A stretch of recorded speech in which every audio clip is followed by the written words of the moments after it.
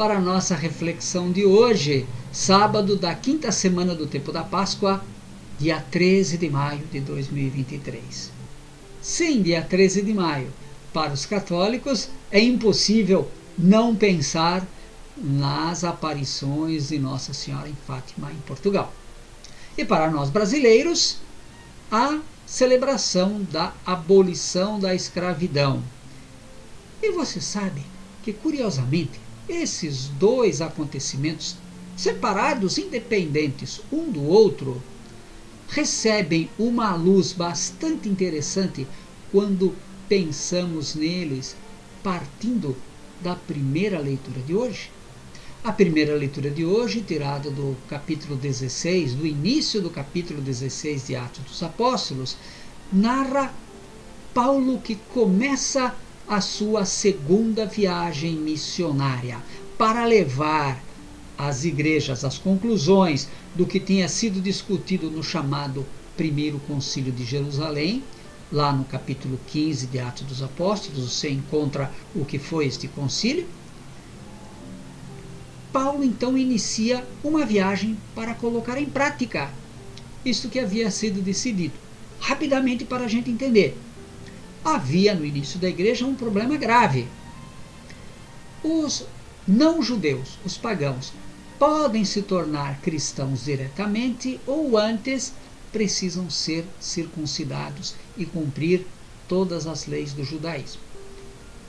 Esse problema provocava uma discussão grave na igreja, com um grupo achando que poderiam se tornar cristãos diretamente e outro grupo mais conservador achando que não, primeiro tem que se tornar judeu para depois se tornar cristão. Os apóstolos decidem se encontrar, discutir o problema e aqui no capítulo 15 nós temos não só o relato do que foi essa discussão, mas também o resumo das conclusões.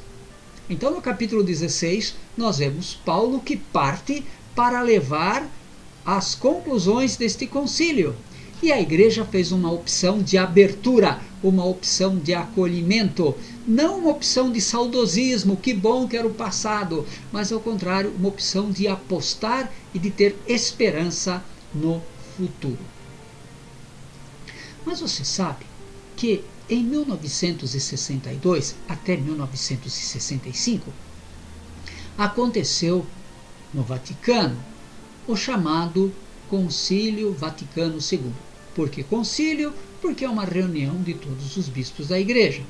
Por que Vaticano? Porque foi na cidade do Vaticano. E por que segundo? Porque é a segunda vez que os bispos estavam se encontrando ali. Já tinham feito uma reunião naquele lugar antes. Não foi a primeira vez que a igreja inteira fez um concílio.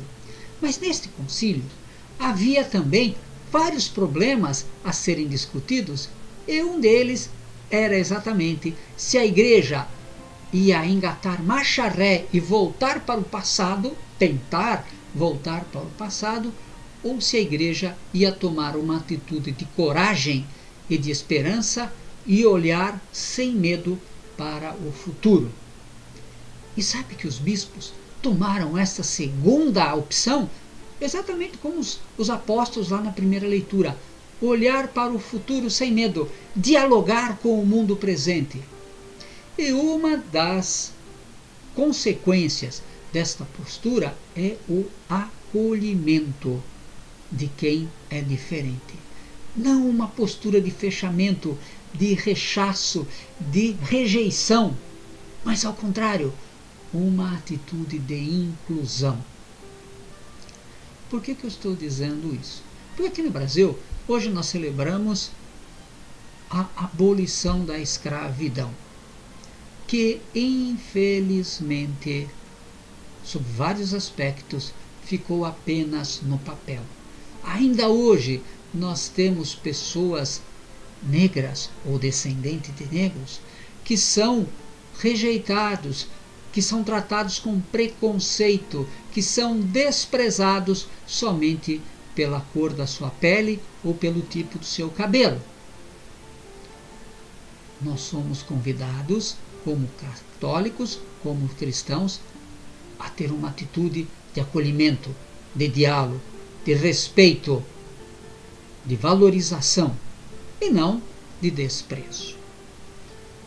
Olha como isso é iluminado pela primeira leitura de hoje.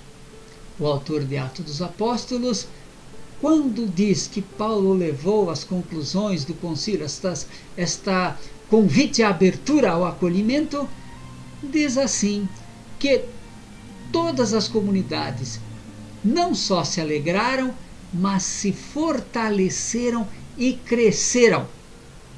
Quer dizer que aquilo que faz a nossa igreja crescer, se solidificar, o que faz a nossa igreja não ser uma peça de museu, não é cumprir ritos, não é cumprir determinações e regras, mas é a capacidade que nós cristãos temos de dialogar, de estar abertos, de acolher.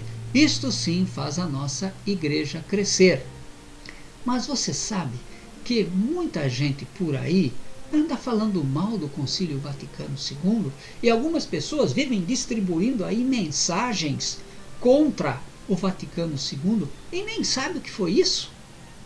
Tem muitas pessoas que não sabem dizer nem o nome de uma constituição, de um documento do Vaticano II. E dizem que estão na Igreja Católica. O problema é que a palavra católica nos convida à abertura, ao diálogo, ao acolhimento. Nos convida a olhar para o futuro sem medo. E você já ouviu falar do Concílio Vaticano II? Conhece algum documento do Vaticano? Deixa aí nos comentários. Mas eu falei que a leitura de hoje tem duas partes. A segunda parte mostra então Paulo, que tem também seus projetos de viagem. Paulo, antes de sair para viajar, fez um itinerário. E o autor de Atos dos Apóstolos diz assim: nada deu certo. Paulo não conseguiu cumprir aquele projeto de viagem que ele tinha. Ao contrário, ele teve uma visão e apareceu para ele um macedônio pedindo para que Paulo fosse lá para a região da Macedônia, que é um país que está ali entre a Europa e a Ásia. E Paulo aceita mudar seus planos. Uma aparição faz Paulo mudar o seu projeto de viagem e seu projeto de vida. Podemos olhar nesta perspectiva o que foi a aparição de Nossa Senhora em Fátima, que também mudou a vida, obviamente, da igreja toda, mas também a vida pessoal de 3 crianças, Lúcia, Francisco e Jacinta, que tiveram suas vidas totalmente mudadas. Mas, uma pergunta: e você? Você tem a capacidade de deixar que Deus mude os seus planos? Não precisa ter uma visão para isso, mas e quando Deus, de alguma maneira, está dizendo: olha, não é por aqui que eu quero que você caminhe, é por ali. Você tem a capacidade de aceitar que Deus está se intrometendo na sua vida? Você tem a capacidade de olhar para este novo caminho que Deus está te indicando com coragem e com esperança? Deixa aqui no comentário se você alguma vez já passou por esta situação. Que o exemplo de Paulo possa servir como guia, como luz, como modelo, para que possamos ser cristãos abertos, sem medo do futuro e ao mesmo tempo com a capacidade de permanecer firmes, com coragem e com esperança.